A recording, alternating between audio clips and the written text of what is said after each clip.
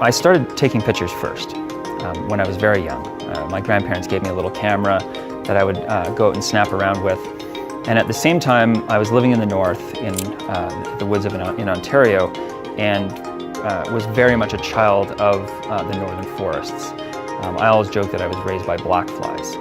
The progression for me was that as I got older as a teenager and I started to become more acutely aware of the challenges to protecting nature, I was documenting that with my camera and writing about it in angst-ridden poetry as a teenager. Terrible poetry.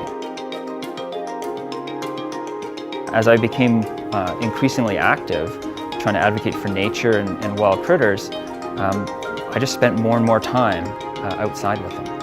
And being in nature fueled my activism, and activism fueled my desire to capture what I was seeing, but more importantly, feeling through writing and photography. I came to the area because of its spectacular beauty. I got a job for Parks Canada in 1992, and that brought me from Ontario to Alberta. And after that, I started doing conservation work and joined a lot of boards of directors and was doing photography and some writing.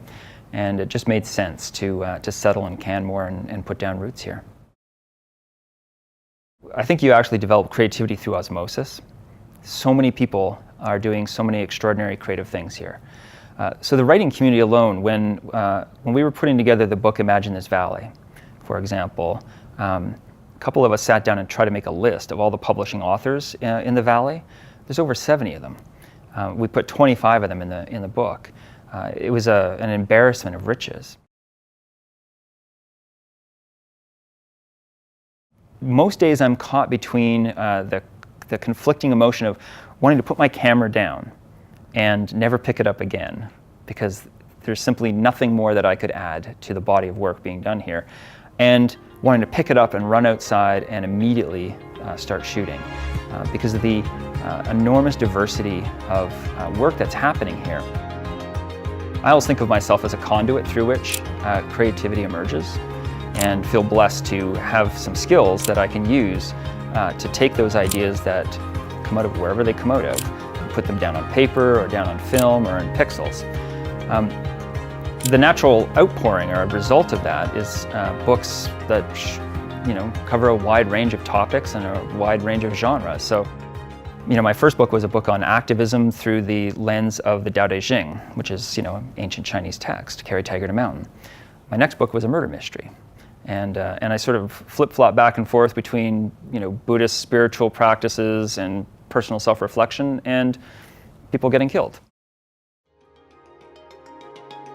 Well, right now I'm working on another book of photography from the Waterton Lakes National Park and the Castle Wildland Provincial Park area. I have a couple of other projects. I'm working with a collaboration of photographers on a book on the Bighorn, which is an area to the north of us here in Canmore.